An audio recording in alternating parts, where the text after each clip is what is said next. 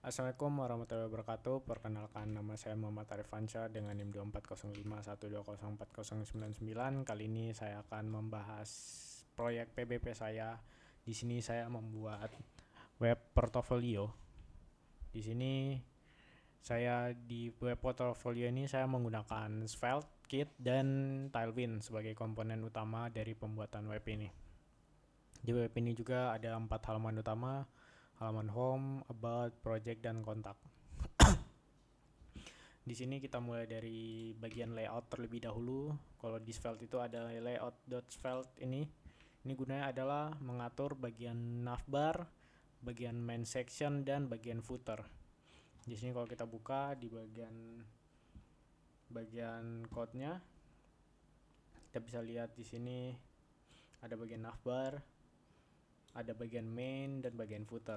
Bagian navbar ini yang bagian atas, yang bagian navigasi ini. Terus di bagian main ini adalah yang akan di-render. Di sini di bagian routes ada patch.svelte, itu yang akan di-render di dalam main ini. Dan ada footer. Kita mulai dari navbar sederhana aja. Di sini saya bikin, kalau misalnya dia di window di desktop version atau di large device, dia akan terlihat seperti ini. Tapi ketika kita bikin lihat yang di bagian mobile, kita ganti ke HP, dia maka akan bikin hamburg. Bakal bikin hamburg untuk untuk memunculkan seperti ini, jadi terlihat lebih rapi. Balik ke mode desktop. Lanjut, di sini ada main slot, ini akan nunjukin bagian dari atas sampai bawah seperti ini. Terus ada bagian footer yang ada di bagian bawah sini. Lanjut, di sini saya di backgroundnya di sini saya yang ada partikel di belakang. Ini adalah komponen yang dibuat sama orang, saya pakai, saya ubah beberapa agar dia lebih kompatibel ke web saya. Terus di sini ada kursor juga Among Us, saya bikin sendiri. Di sini kalau dilihat di bagian components Among Us Svelte, di sini sederhana saja, cuma digambar pakai SVG. Terus ada logic sederhana aja untuk ngebikin dia mengikuti mouse-nya. Terus di background juga saya set di bagian layout, karena ini adalah bagian utama yang akan munculin semuanya. Terus di sini juga sudah saya bikin error patch. Jadi ketika misalnya kita buka link yang tidak tersedia atau ada masalah dari server atau masalah dari klien, maka akan munculin seperti ini. Bisa error 404, 500, atau bisa error 200, bisa kode 200, bisa 500, bisa 400 seperti ini. Kita kembali ke home. Terus kita lanjut di bagian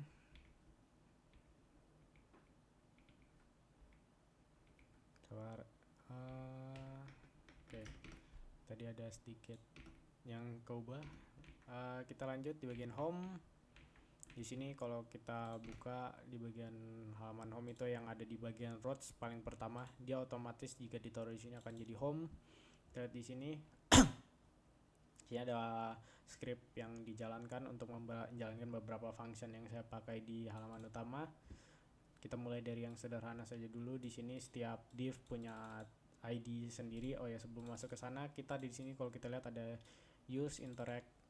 Di sini tadi saya yang sudah di import di atas interact. Ini gunanya adalah di bagian sini di action sudah saya buat interact.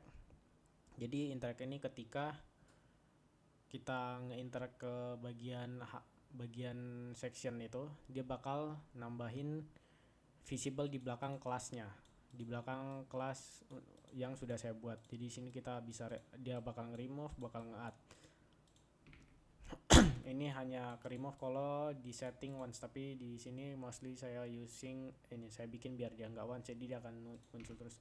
Di sini bagian CSS kalau kita lihat ada di sini animate fade in. Jadi normalnya dia cuma animate fade in, tapi ketika di add visible yang opacity-nya awalnya 0 bakal keset jadi 1. Maka kalau kita lihat seperti ini, di bawah tidak kelihatan, tapi pas kita scroll ke bawah dia langsung terlihat. Kita lanjut masuk ke bagian awal dari patch utama. Di sini ada bagian div atas, ini saya bikin seperti ini. Di sini udah di styling pakai tailwind juga di sini, jadi ketika di hover dia bakal scale-nya berubah, shadow-nya juga bakal lebih tebal. Terus di dalam juga sudah saya set. Di sini ada header, paragraf kecil untuk lokasi, header untuk nama. Terus di sini saya ada hyperlink untuk ke GitHub dan link saya. Tapi di sini kita tambahin pakai icon. Ya, di sini pakai font awesome. Jadi bisa pakai icon font awesome. Kita bisa klik di sini misalnya ke GitHub, bakal arahin ke GitHub. Lanjut di bagian bawahnya, di sini ada paragraf sederhana nunjukin interest saya. Terus di sini juga ada bagian about, ada tombol yang bisa ditekan untuk ngarahin ke page about. Terus ada download CV juga. Jadi kalau kita udah set di sini, jadi dia kayak download, terus bakal ngebuka file yang udah saya taruh di folder. Ya, kita tekan download, akan masuk ke dalam CV saya. Terus lanjut di bagian bawah, teknologi ini sama kayak tadi, kita udah set ID. Oh ya, gunanya nge-set ID ini, kalau dilihat sini ada tombol kayak segitiga. Kalau kita lihat di atas di bawah, ketika kita mentok yang di atas hilang, ketika kita mentok di bagian bawah yang di bawah hilang. Jadi ini gunanya bisa kita tekan untuk arahin ke ID-nya. Itu ada di bagian paling bawah saya bikin di sini logik sederhananya. Jika dia bagian sudah mentok paling atas, dia nggak tunjukin, tapi jika dia tidak paling atas bakal nunjukin. Di sini ada scroll to section, function yang saya bikin di bagian paling atas. Di bagian sini scroll to section, di sini bakal ngarahin. Terus ada pakai handle history, ini juga sudah saya bikin. Handle history ini gunanya adalah ngilangin, kalau kita tekan ada ID, biasanya kalau kita nggak pakai handle history bakal seperti hashtag about, dia bakal nggak kayak seperti ini. Jadi kita pakai handle history agar dia clean. Jadi ketika kita tekan, misalnya tekan bawah, maka hasilnya clean, tidak ada bagian handle history-nya itu. Lanjut masuk ke bagian teknologis. Di teknologis ini kalau kita lihat di atas ada beberapa JSON file yang udah saya import, sudah saya set juga di bagian sini. Ada yang untuk nanti bagian experience dan bagian project, tapi kita bahas dulu di teknologis. Di sini kalau kita buka file JSON teknologisnya, kita bisa lihat ada yang udah saya set nama, icon, alt, kategori, description. Di sini bakal sistemnya seperti looping, dia akan ngeset dulu setiap data yang dalam array teknologi ini akan diset jadi tag, dan setiap tag bakal dipanggil jadi satu persatu, bakal di loop. Di sini bakal ada kayak di image tag icon, terus tag altnya, terus ada tag name, tag description, seperti itu.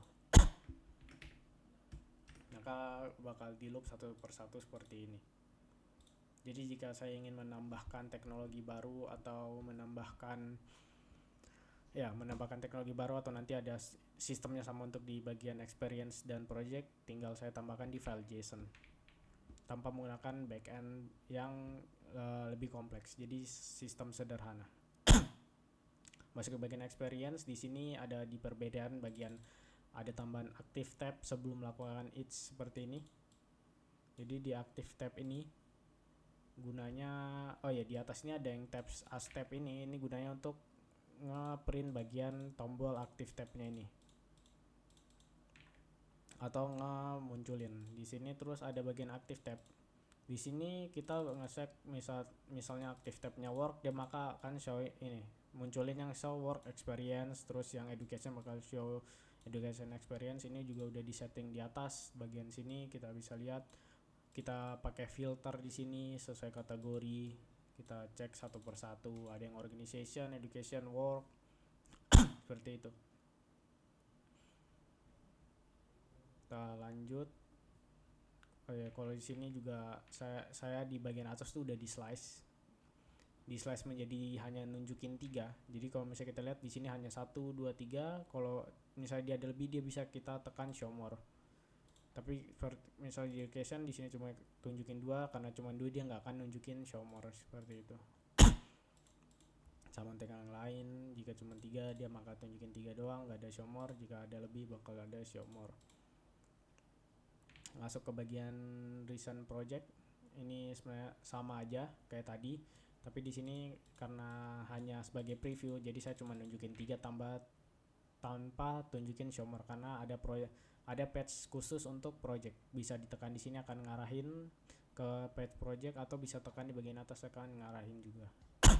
Di sini cuman ngeprint apa yang udah di set di dalam file JSON projectnya, seperti ada teknologinya, image dan linknya.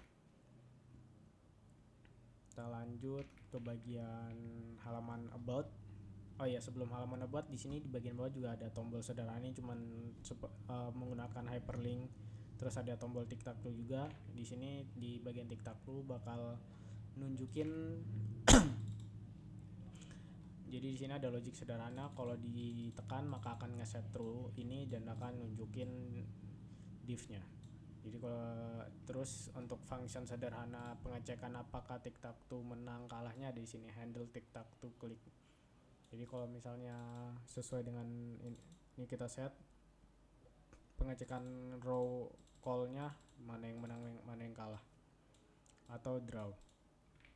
Bisa kita coba seperti ini. Jadi langsung seperti ini. Lanjut di halaman about. Halaman about ini kalau kita buka kurang lebih sama dengan halaman utama bagian atas. Seperti ini, cuman ada isi di sini, ada header yang bagian atas, ada paragraf dan tombol ini, tombol hyperlink. Terus di bagian sini juga, oh ya sebelumnya di hampir semua page sudah saya bikin seperti ini. Jadi setiap page punya unique title dan unique metadatanya masing-masing. Ini gunanya biar kalau misalnya ini saya set SEO biar kalau nama saya dicari website saya muncul juga di pencariannya. Jadi bisa dilihat website saya muncul. Lanjut, di sini ada bagian deskripsi yang lebih panjang tentang saya. Ini kalau misalnya kita normalnya dia akan nunjukin cuman segini. Terus dia kalau ditekan show more bakal nunjukin apa yang sudah saya set di dalam span. Kalau kita lihat di kodenya, ini yang pendek tadi, terus di dalam pendek jika dia akan ngecek jika ditekan dia true maka akan nunjukin ada yang di apa yang ada di dalam span ini.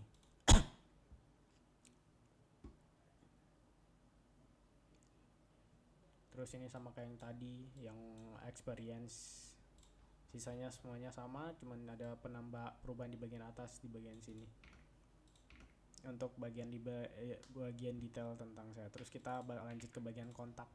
Sebelum masuk proyek kita bagian kontak dulu. Di sini cuman kotak div biasa, section div biasa. Di sini kita di bagian ini kan ada yang khusus nih, email.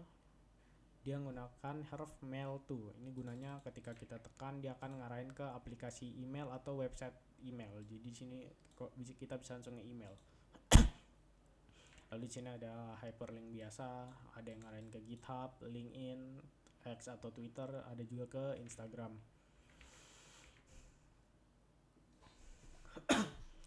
Lanjut di bagian project. Di project ini kurang lebih sama kayak yang di halaman utama untuk menunjukin project, cuman di sini kalau kita lihat bagian project, di sini kita ada grid calls. Ini yang untuk defaultnya, ini untuk small device dan ini untuk large device. Di large device ini di set callsnya 2, jadi ketika di large device dia akan muncul 2 kiri kanan, tapi kita kalau lihat di small device dia nunjukinnya lurus ke bawah seperti ini. Lalu di sini di setiap halaman project saya di sini saya bikin, untuk saat ini masih manual tapi kedepannya mungkin akan saya tambahkan. Jadi setiap page akan otomatis ngambil data dari dalam JSON lagi dan dia akan ngebuat page-nya otomatis. Kita buka contoh salah satu page-nya. Di sini kita buka ada card yang kayak tadi di atas, ada header, terus ada di sini ada icon juga. Di sini icon teknologi yang apa yang dipakai, terus ada deskripsi singkat. Kalau kita lihat di sini headernya, bagian image untuk image icon untuk teknologinya, terus ada deskripsi singkat, sama ada button href atau button hyperlink yang ngarahin ke website atau source code-nya. Di sini ada section div lagi, berisi paragraf, sama di dalamnya ada div baru lagi untuk bagian image. Di sini image-nya saya bikin function sendiri open modal, jadi ketika ditekan dia akan munculin image-nya dalam full size seperti ini. Kalau kita tekan yang lain juga seperti ini. Di sini modalnya kalau misalnya ditekan tadi akan nunjukin modal, dan di sini source-nya akan dimasukin di sini. Ini source-nya. Untuk halaman lain juga bisa kita lihat. Halaman lain juga berbeda, ada yang image-nya cuma 2, di sini ngarahinnya ke itch.io bukan ke websitenya. Misal kita ke proyek saya yang ada cuman sekedar source code, dia akan ngarahin ke GitHub. Ini karena nggak ada image, dia cuma buat maka cuma deskripsi saja. Terus ada juga misalnya saya bikin di sini handle error. Jadi ketika websitenya ada error, misalnya di sini page-nya tidak ditemui atau error not found, maka akan nunjukin, karena di sini nggak ada link yang seperti ini, nunjukin error 404. Tapi jika ada error lain seperti server dan lain, mungkin error ini mungkin kode 500, kode 200, maka akan ditunjukkan di sini juga. Error message-nya pun berbeda. Mungkin kurang lebih cuman ini yang bisa saya tunjukkan, kurang lebihnya mohon dimaafkan. Wassalamualaikum warahmatullahi wabarakatuh.